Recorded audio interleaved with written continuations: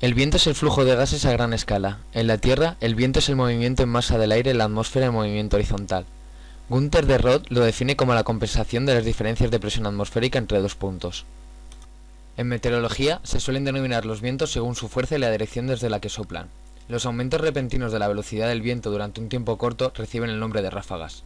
Los vientos fuertes de duración intermedia, aproximadamente un minuto, se llaman turbonadas. Los vientos de larga duración tienen diversos nombres según su fuerza media como, por ejemplo, brisa, temporal, tormenta, huracán o tifón. Las dos causas principales de la circulación atmosférica a gran escala son el calentamiento diferencial de la superficie terrestre según la latitud, la inercia y la fuerza centrífuga producidas por la rotación del planeta. En los trópicos, la circulación de depresiones térmicas por encima del terreno de las mesetas elevadas puede impulsar la circulación de monzones. En las áreas costeras, el ciclo marina-brisa terrestre puede definir los vientos locales, mientras que en las zonas con relieve variado, las brisas de valle y montaña pueden dominar los vientos locales. En este vídeo se van a estudiar 4 casos de los efectos que tiene el viento sobre diferentes estructuras, llegando al colapso de estas. Empezaremos estudiando un caso de una casa derruida por el viento. En el extremo sur de Chile se encuentra la ciudad de Punta Arenas, capital de la región de Magallanes y la Antártica chilena. Está localizada sobre la península de Brunswick, en la ribera continental del estrecho de Magallanes, y a pocos kilómetros del cabo Froward, el punto más austral de la masa continental de América. En Punta Arenas hay una medida de viento anual de 24 km/h y una punta de viento de unos 120 km/h. En octubre de este mismo año se han experimentado rachas de viento de hasta 100 km/h y debido a esto la vivienda unifamiliar que vamos a estudiar en este caso se derrumbó. La vivienda debería haber sido construida para soportar dichos vientos sin haberse visto perjudicada. Debido al viento producido, el techo de la vivienda quedó totalmente destrozado. La causa de este derrumbamiento fue la rotura del muro de carga que soporta la viga de coronación de la vivienda. Al incidir el aire sobre el muro de hormigón horizontalmente, y al estar este casi sin sujeción con el muro de fábrica de ladrillo en la parte central, se produjo en el muro superior un esfuerzo de flexión, el cual provocó que por la parte posterior del muro donde le incidía el viento se traccionara el hormigón y produjera la rotura del muro.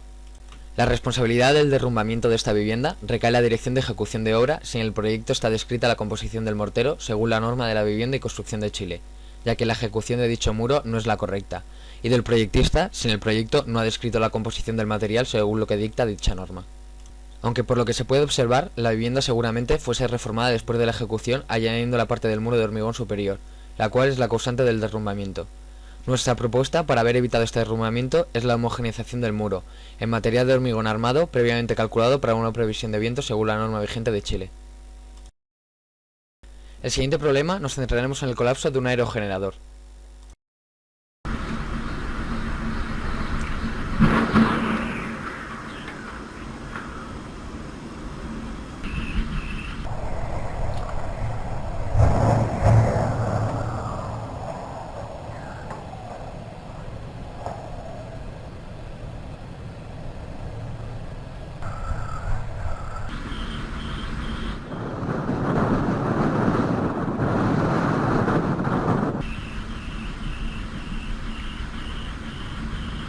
Debido a la tipología de la estructura en estudio, sin duda la carga de mayor relevancia la constituye el viento, debido tanto a que esta carga se encuentra presente casi en todo momento, por la altura del aerogenerador, así como por la gran superficie expuesta a las presiones del viento.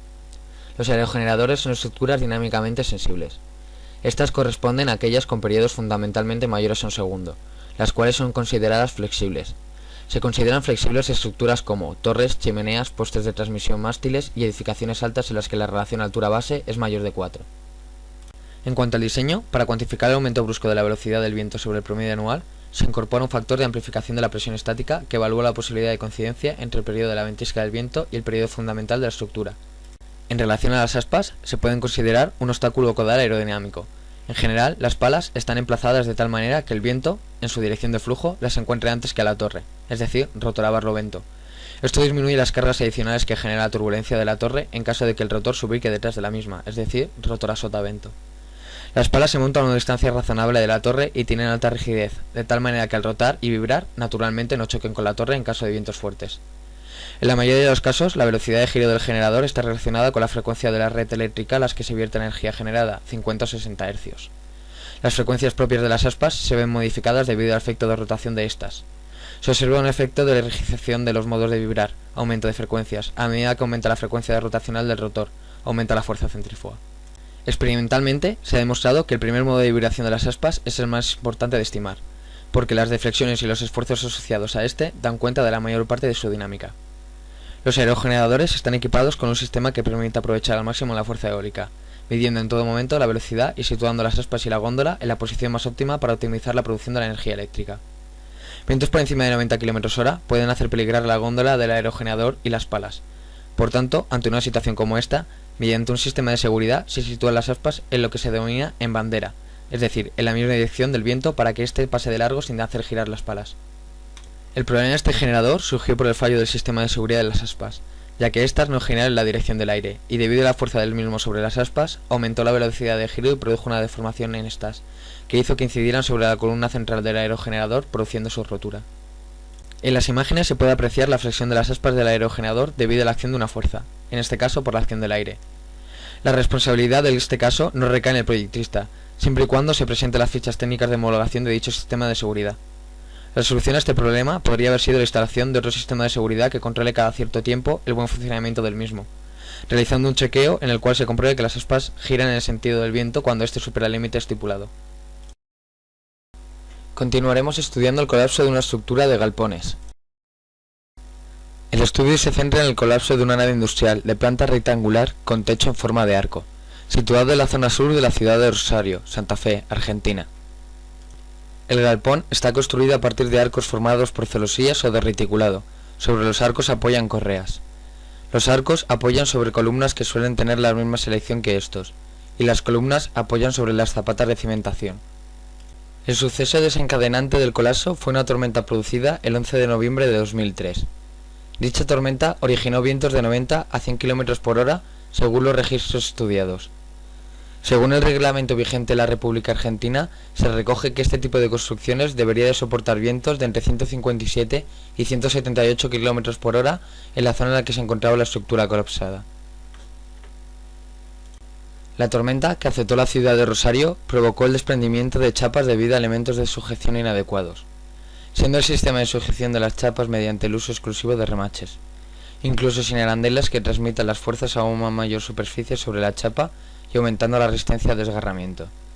También se puede observar la distribución homogénea de estas sujeciones, debiendo de haberse visto en mayor número en las zonas de mayor solicitación.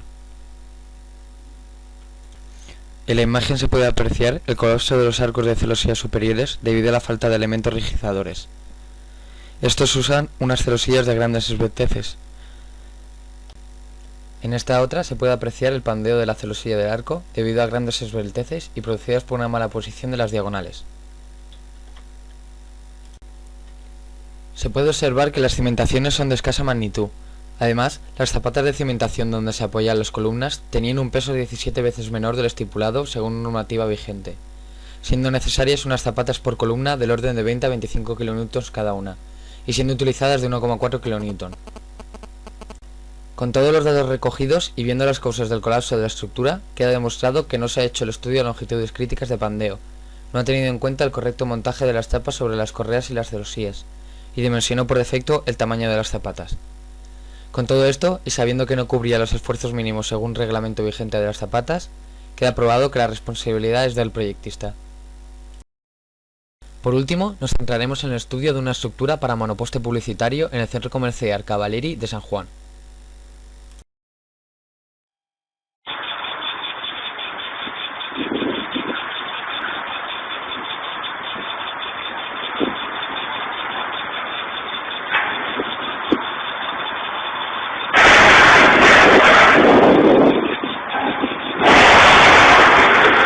El día en el que se produjo el siniestro, se registró en San Juan de Aznalfarache, Sevilla, un pico de velocidad del viento de 60 metros por segundo, por lo que la fuerza por unidad de superficie en ese momento era de 2.250 newtons partido de metro cuadrado.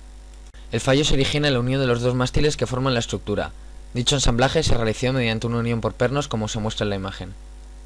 También se observa en esta imagen del siniestro que los tornillos empleados por la unión no han sido los causantes del fallo estructural, ya que en el mástil inferior se ha producido un desgarro en la base donde apoya con el mástil superior. Dichas bases están soldadas a los extremos de los mástiles. Se ha realizado un modelo en CAD de un poste publicitario de 15 metros de altura, con una superficie de panel para colocar la publicidad de 60 metros cuadrados, tal como muestra la siguiente figura.